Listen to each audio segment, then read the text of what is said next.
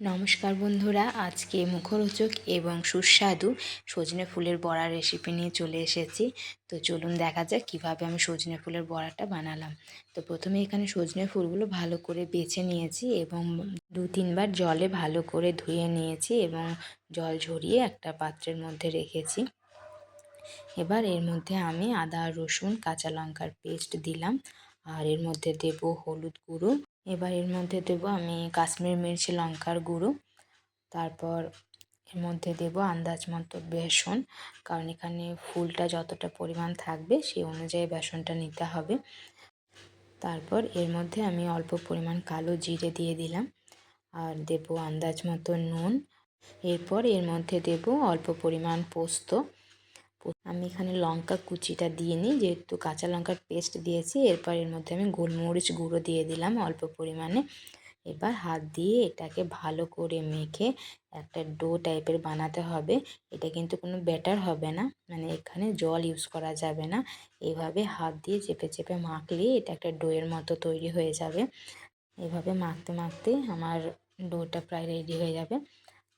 এরপর এখান থেকে একটু একটু করে নিয়ে এরকম টিকিয়া শেপের বড়া বানিয়ে রেডি করে রাখবো। তো আপনারা চাইলে অন্য কোনো শেপেরও বানাতে পারেন, কোনো অসুবিধা নেই। তো আমি এখানে এরকম শেপের সবটা এভাবে বড়াগুলো বানিয়ে বানিয়ে রাখছি। তো এদিকে আমার বড়াগুলো সব বানানো হয়ে গেলে আমি কড়াইয়ে তেল গরম হতে দেবো বড়াগুলো ভাজার জন্য। এখানে মোটামুটি প্রথম 2বার ভাজার মতো বড়া এখানে রেডি করে রেখে নিচ্ছি। তারপরে কড়াইয়ে তেলটা গরম হয়ে গেলে তেলের মধ্যে বড়াগুলো একটা একটা করে দিয়ে ভালো করে ভেজে নেব। আমার তেল গরম হয়ে গেছে, এখানে আমি একটা একটা করে বড়াগুলো সব দিয়ে দিচ্ছি। তো এখানে আমি প্রথমবারে 4টে বড়া দিলাম। বড়াটা এক সাইডটা ভালো করে ভাজা হয়ে গেলে এখানে আঁচটা মিডিয়াম টু লোয়ে রাখতে হবে, কারণ ফুল আঁচে রাখলে বড়াগুলো বাইরেটা পুড়ে যেতে পারে। তো এখানে এক সাইডটা ভাজা হয়ে গেলে আমি একটু উল্টে দিয়ে অপর সাইডটা ভালো করে ভেজে নেব। তো 2 পিঠটা ভালো করে ভাজা হয়ে গেলে আমি বড়াগুলো তুলে নেব। সজনে ফুলের বড়া খাওয়া যেরকম উপকারী সেরকম খুব সুস্বাদুও হয়।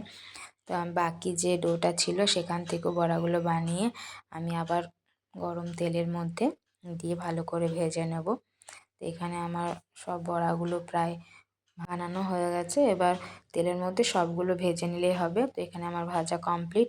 তো এই হচ্ছে আমার গরম গরম সজনে ফুলের বড়া, যেরকম মুখরোচক সেই রকম সুস্বাদু। তো কেমন লাগলো আমার সজনে ফুলের বড়া রেসিপি অবশ্যই কমেন্ট করে জানাবেন এবং পাশে থাকবেন। যারা সজনে ফুলের বড়া খাননি তারা অবশ্যই একবার বানিয়ে খাবেন, দেখবেন খেতে দারুণ সুস্বাদু হয়। ভিডিওটি দেখার জন্য সকলকে অনেক অনেক ধন্যবাদ।